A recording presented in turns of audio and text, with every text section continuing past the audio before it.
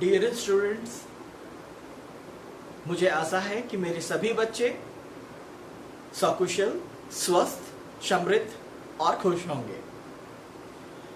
कल के क्लास में हम लोगों ने देखा था लघु बीजाणु जनन, मेगा स्पोरोजेनेसिस। आपने देखा था कल कि एक ओव्यूल था हमारा, इसको आप बना चुके हो, बस जल्दी से 1 मिनट में रिपीट कर लेते हैं इसको। ओव्यूल था हमारा, एनाट्रोपस ओव्यूल था, क्योंकि ये नीचे की ओर झुका है। इसके बाद हम लोग टाइप्स ऑफ ओव्यूल यानी बीजांड के प्रकार ही देखेंगे। ये बीजांड है हमारा, ये वाला।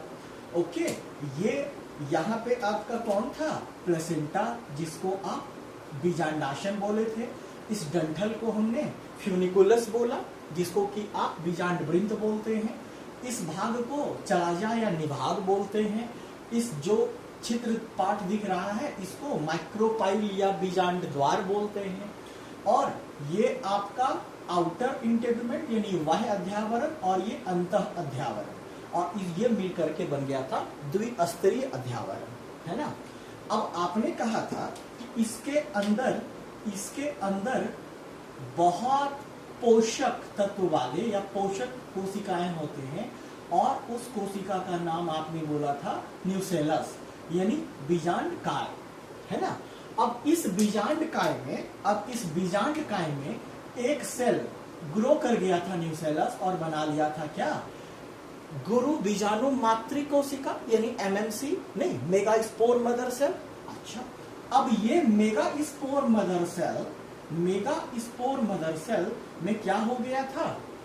अर्धसूत्री विभाजन, और अर्धसूत्री विभाजन होकर के ये मेगा स्पोर टेट्राड बना लिया था, है ना। गुरु बीजाणु चतुष्क बना लिया था, रैखिक प्रकार का, क्योंकि ये खड़ा है इसीलिए रैखिक प्रकार का। इसमें एक ही टाइप के बनते हैं, जिसमें ये चलाजा वाला छोर था और ये माइक्रोपाइल वाला छोर था, क्योंकि यहाँ है ना, तो ये छोर चलाजा और ये माइक्रोपाइल है, तो ये छोर माइक्रोपाइल।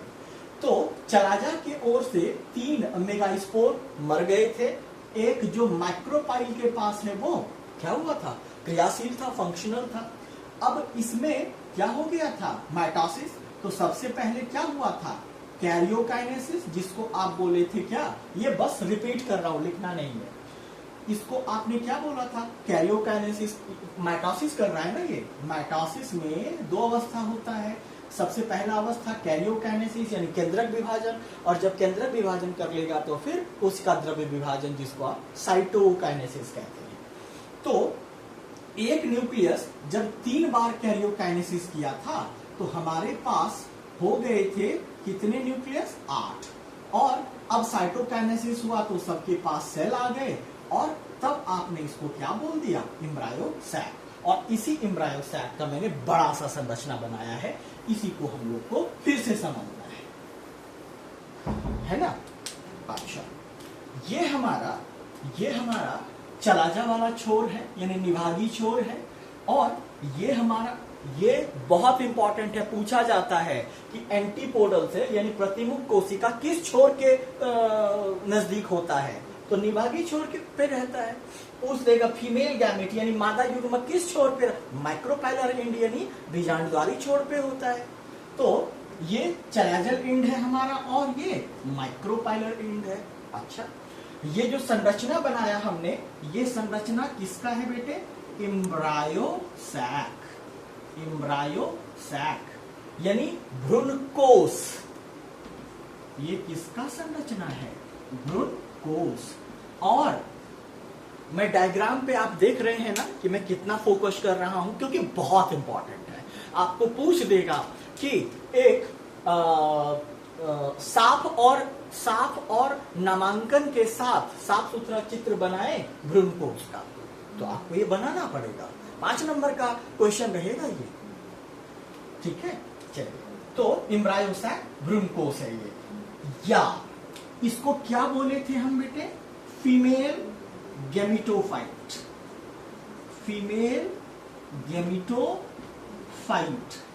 यानी मादा युग्मकोद्भिद,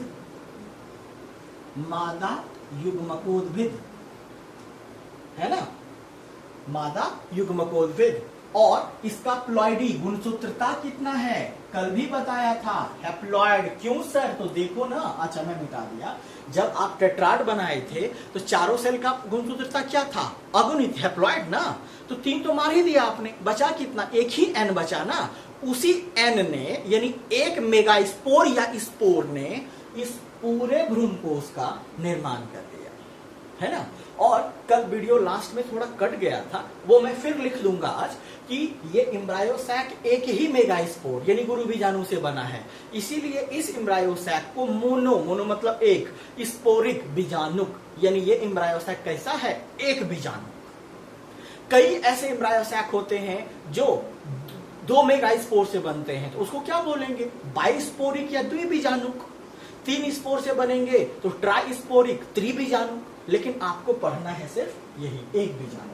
अच्छा, अब इस पूरे, इस तीनों सेल को मिला करके आपने क्या कहा था, बोलो जल्दी से बोलो, एंटीपोडल्स या एंटीपोडल सेल। इसको हम बोले थे प्रतिमुख कोशिका या प्रतिव्यासांत कोशिका, प्रतिव्यासांत कोशिका, है ना। ये 3 सेल, कितने सेल हैं बेटे यहाँ, 3 सेल। और ये तीनों सेल किस छोर की ओर है, तो निभाग की ओर है, निभाग के ओर। ये पूछा जा चुका है, तभी मैं लिख रहा हूं। अच्छा, ये तो 3 सेल की बात खत्म हो गया। अब इस 3 सेल के बाद ये देख रहे हैं मैंने ग्रीन में एक बड़ा सा कोशिका बनाया है। इस बड़े से कोशिका को हमने बोला था सेंट्रल सेल, सेंट्रल सेल या केंद्रीय कोशिका। इसको केंद्रीय कोशिका कहा जाता है। इस केंद्रीय कोशिका में हमारे पास 2 न्यूक्लियाई हैं। इस दोनों न्यूक्लियाई को हमने मिला के बोल दिया था पोलर न्यूक्लियाई, यानी ध्रुवीय केंद्रक, ध्रुवीय केंद्रक। लेकिन एक बात याद रखना कि जब निषेचन का समय आएगा, जब हम लोग फर्टिलाइजेशन करवाएंगे, अभी तो गैमीट ही बना रहे हैं ना हम लोग, तो अभी ये दोनों अलग अलग हैं, अभी ये दोनों अलग अलग हैं, लेकिन निषेचन के समय ये दोनों आपस में क्या हो जाएंगे, संयुक्त हो जाएंगे। और तब संयुक्त जब हो जाएगा तब ये पोलर न्यूक्लियाई नहीं कहलाएगा, तब क्या कहलाएगा, सेकेंडरी न्यूक्लियस, सेकेंडरी न्यूक्लियस यानी द्वितीयक केंद्रक। ये भी याद रखना है आपको। अच्छा भाई, ये तो हो गया, सेंट्रल सेल हो गया, पोलर न्यूक्लियाई हो गया। अब आते हैं हम लोग इस पे, ये जो है इसको हम बोलते हैं एग सेल या फीमेल गैमेट यानी मादा युग्मक, अंड कोशिका,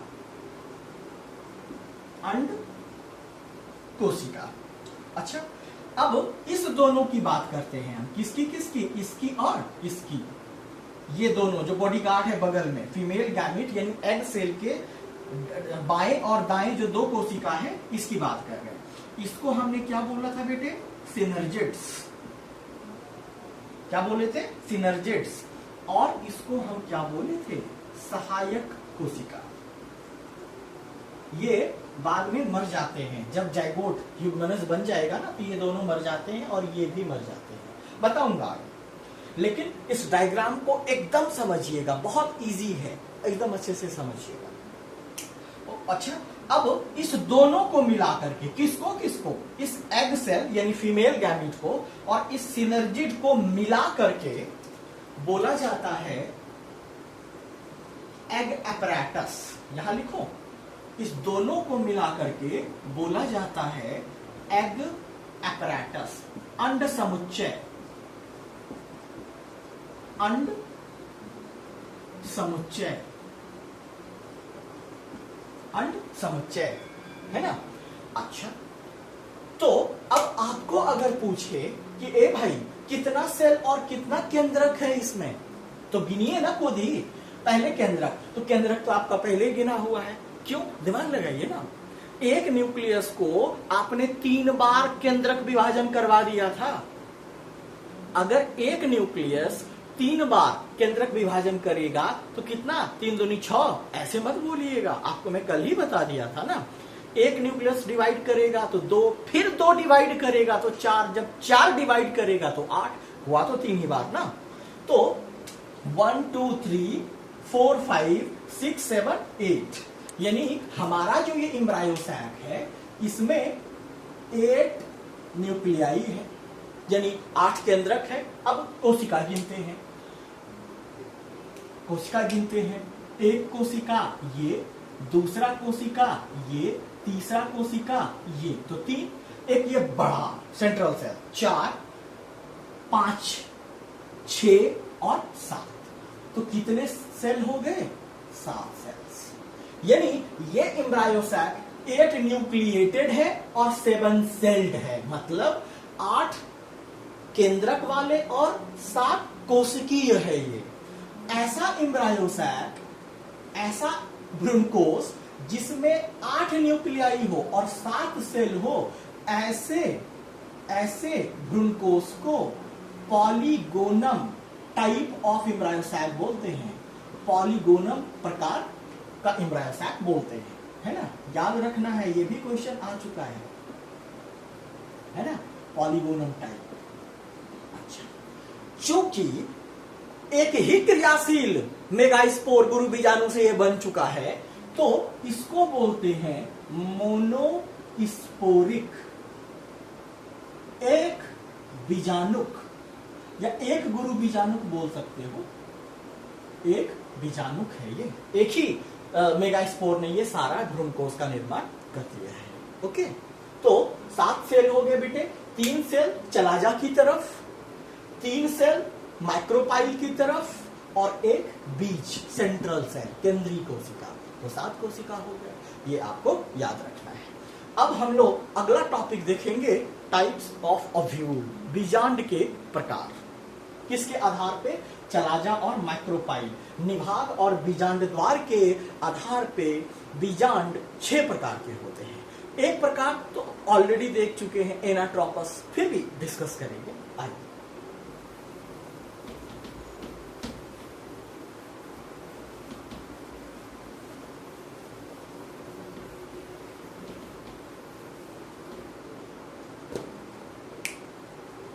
ठीक है। अब हम लोग देखते हैं टाइप्स ऑफ ओव्यूल।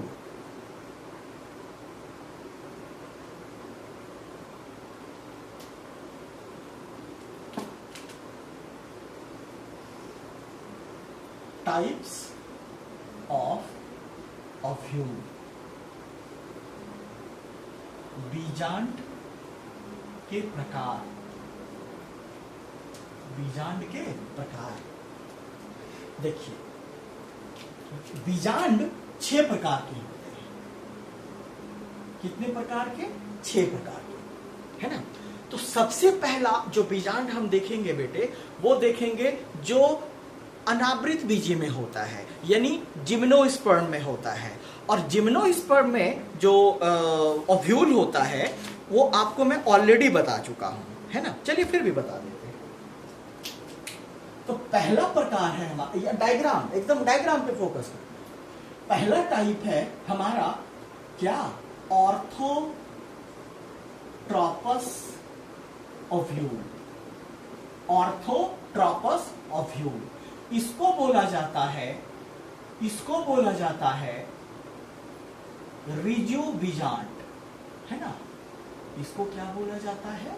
रिजु बीजांड, या इंग्लिश में ऑर्थोट्रोपस ओव्यूल बोला जाता है। ऑर्थो मतलब होता है स्ट्रेट, यानी सीधा, और ट्रॉप मतलब टर्न, यानी ये टर्न कहां मारेगा? नीचे की ओर, नहीं, सीधा, है ना। कैसे? देखिए ना, आपको डायग्राम ही तो समझना है। डायग्राम समझ गए, सब कहानी खत्म। तो ये मान लीजिए बेटे कि आपका बीजांड है, ये देखिए, है ना। ये कहां है? ऊपर की ओर है ना। तो ऑर्थोट्रोपस मतलब जो बीजांड ऊपर की ओर टर्न करे उसको ऑर्थोट्रोपस ऑब्यूल या रिजु बीजांड बोलते हैं। ओके, अच्छा, इसका एग्जाम्पल है, ये होता है खास करके जिम्नोस्पर्म्स यानी अनावृत बीजी में।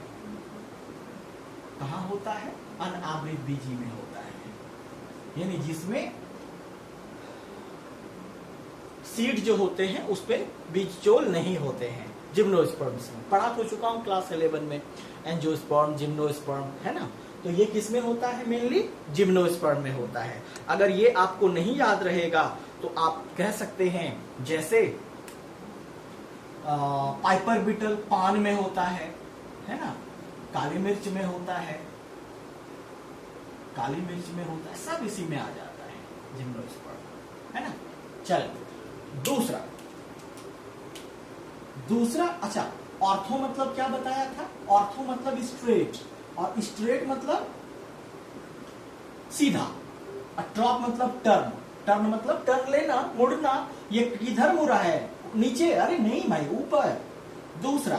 दूसरा जो है आप पढ़ चुके हो, एनाट्रोपस ऑफ्यूल, इसको बोलते हैं हम प्रतीप बीजांड। प्रतीप बीजांड, इसका जो ओव्यूल होता है वो तो आप ऑलरेडी देख चुके हैं। अरे भाई, ये कौन सा इंड है इसका? बोलो ना, माइक्रोपाइल इंड। ये कौन सा इंड है? Chalaza end. ये क्या है? फिनिकुलस यानी बीजांड वृंत। सब देख तो रहे हो। अच्छा, इसमें कैसा? तो ये रहा बीजांड वृंत, ये रहा आपका नीचे की ओर, देखो झुक गया। ये ऊपर की ओर था, ये नीचे की ओर, देख रहे हो ना। और ये यूनिटैगमिक होता है, इसमें एक ही अध्यावरण होते हैं। क्यों सर? क्योंकि तुम जानते तो हो, ऐसा बीज जिसमें कि बीज चोल ही ना हो, नग्न बीजी, है ना। और ये आवृत बीजी, यानी इसके बीज पे क्या होते हैं? बीज चोल होते हैं।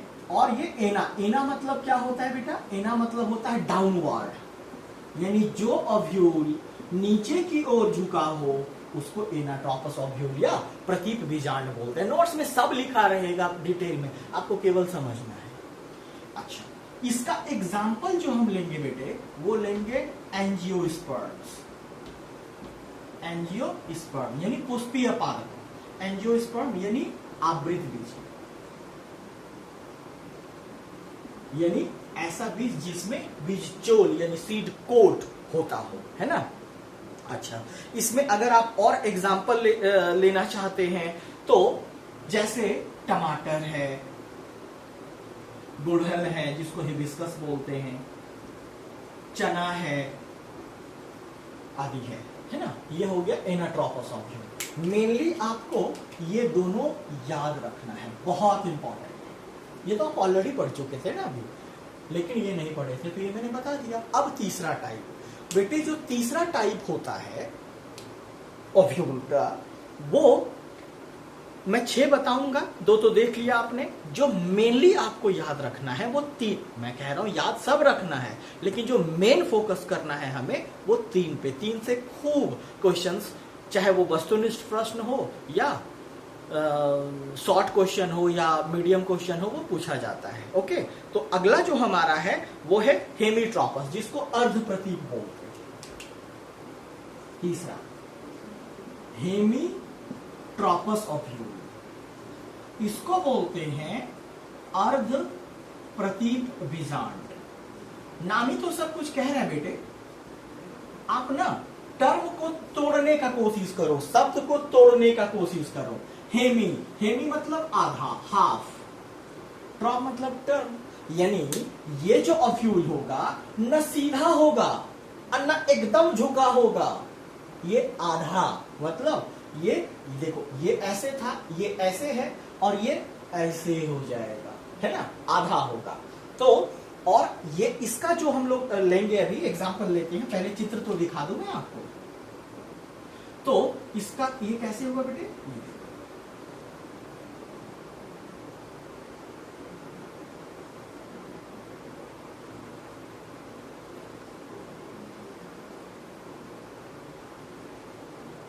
देख रहे हो, ये एकदम स्ट्रेट यानी ऑर्थो, ये झुका हुआ यानी एना, और ये आधा झुका हुआ यानी हेमीट्रोपस। अर्ध, अर्ध मतलब आधा, प्रति मतलब झुकना यानी आधा झुका हुआ है ये।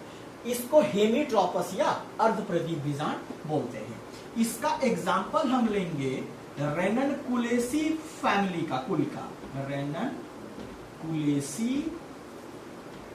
कुल के पौधों में। ये सब उतना इंपॉर्टेंट नहीं है, बट फिर भी पढ़ना है तो पढ़ना है।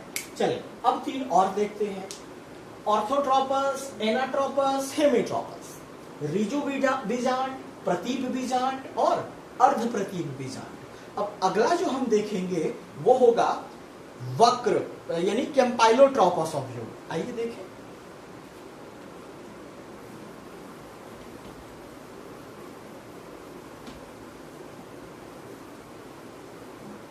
बस देखिए, बीजांड वही होगा सबका जो माइक्रोपाइल और चलाजा का पोजीशन ही बता देगा उसका नाम क्या है, क्योंकि माइक्रोपाइल चलाजा जिस ओर झुके होंगे या ऊपर होंगे उस हिसाब से उसका नाम होगा। जो अगला है हमारा वो है कैम्पाइलोट्रोपस ओव्यूल यानी वक्र बीजांड। 4 कैम्पाइलोट्रोपस ओव्यूल, इसको बोलते हैं वक्र बीजांड। क्या बोलते हैं बेटे? वक्र बीजांड। यानी अभी जो आपने हाफ आधा किया था, थोड़ा और झुका देंगे हो जाएगा वक्र बीजांड। आइए ना थोड़ा और झुका दें। हम लोग के पास पेन है तो हम लोग तो कुछ भी कर सकते हैं, नहीं? ये लीजिए, झुका दिया हमने, झुक गए ना। आधा से तो ज्यादा झुका हुआ है ना, अगर और झुका देंगे तब तो इसका दूसरा नाम हो जाएगा, है ना। यानी ये कि अभी जो पहले हमने हेमीट्रोपस देखा उससे थोड़ा नीचे है ये, इसी को बोलते हैं क्या? वक्र बीजांड या कैम्पाइलोट्रोपस ओव्यूल। और इसका जो हम लोग एग्जाम्पल लेंगे वो लेंगे किसमें?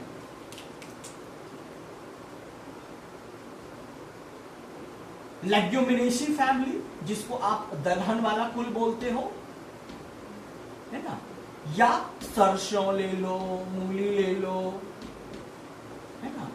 बेचना नहीं है, याद करना है। चलिए नेक्स्ट, थोड़ा सा और झुका देंगे ना इससे। पहले सीधा किए, एकदम झुका दिए, सीधा किए तो ऑर्थोट्रोपस, एकदम झुका दिए एनाट्रोपस, आधा झुकाए हेमीट्रोपस, आधा से थोड़ा झुकाए कैम्पाइलोट्रोपस। अब थोड़ा सा और लाइए ना इधर, इसको थोड़ा और इधर लाइए, तो अब जो हमारा बन जाएगा वो कैसा बन जाएगा? उसको बोलते हैं एम्फीट्रोपस। एम्फीट्रोपस ओव्यूल। देखिए मैं आपको इंग्लिश पे ज्यादा जोर दे रहा हूं, हिंदी मीडियम है तो लिखना है ये तय है, लेकिन आपको इंग्लिश भी साथ लेके चलना है। आप ये मत समझिएगा कि सर को जो है दोहरा मेहनत करने की आदत है, ऐसी नहीं, ऐसी बात नहीं है। मैं अपने बच्चों के लिए कुछ भी, कितना भी मेहनत करने को तैयार हूं, है ना। मुझे आपसे 100% रिजल्ट चाहिए। रिजल्ट के वक्त में आपका कोई एक्सक्यूज, कोई बहाना मैं नहीं सुनूंगा, है ना। इसे मुझे पता है, मुझे सुनने की जरूरत नहीं पड़ेगी। इसको बोलते हैं बेटे अनुप्रस्थ बीजांड। क्या बोलते हैं? अनुप्रस्थ बीजांड, है ना। बस एक और देखेंगे फिर आज खत्म करेंगे। एम्फीट्रोपस ओव्यूल, अनुप्रस्थ बीजांड। आपको मैंने क्या बोला? इसको थोड़ा और झुका दीजिए, आइए ना, झुका दीजिए।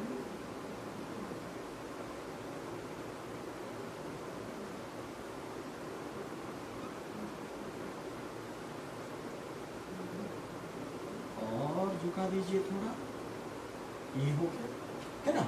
इसको बोलते हैं एम्फीट्रोपस ओव्यूल या अनुप्रस्थ बीजांड। अच्छा एक बात और, इसके अंदर जो एम्ब्रायो सैक होते हैं ना बेटे, इसके अंदर जो एम्ब्रायो सैक होते हैं वो घोड़े की नाल की तरह होते हैं। ये याद रखना, ये भी क्वेश्चन आ चुका है। एम्फीट्रॉफस ओव्यूल में जो भ्रूणकोश होता है यानी एम्ब्रायो सैक होता है वो घोड़े की नाल के आकार का होता है, जिसको आप हॉर्स शू सेफ कहते हो। ये याद रखना, ये क्वेश्चन पूछा जा चुका है कि किस ओव्यूल में या किस टाइप के बीजांड में घोड़े के नाल के आकार का भ्रूणकोश पाया जाता है। कौन? एम्फीट्रॉपस यानी अनुप्रस्थ बीजांड। चल इसका एग्जाम्पल ले ले, कैप्सेला है ना, कैप्सेला।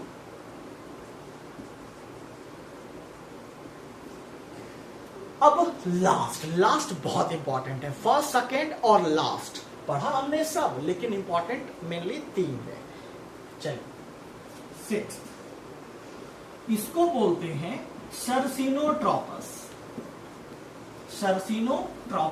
ओव्यूल यानी कुंडलित बीजांड। ठीक है, कुंडलित बीजांड ये सांप के जैसा होता है, घुमा हुआ, कुंडली मारे हुए होता है, इसीलिए इसका नाम पड़ गया सर्सिनोट्रॉपस। आइए देखें कैसे सांप की तरह होता है, घुमा देते हैं हम लोग को, डरना नहीं है हम लोग को।